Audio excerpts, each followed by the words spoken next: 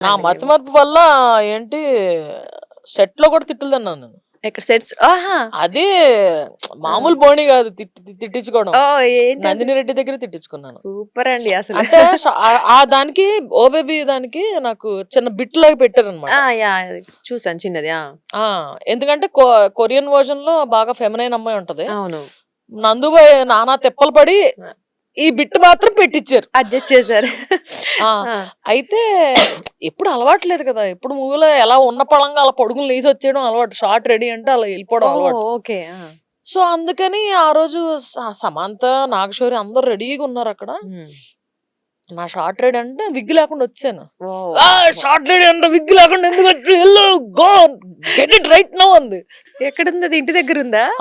పోన్లే సెట్లనే ఊరికి ఊరికి ఊరికి అర్జెంట్ గా టక్క టక్క టక్క పెట్టించేసుకుని మేనేజ్ చేసి అమ్మ నాయన.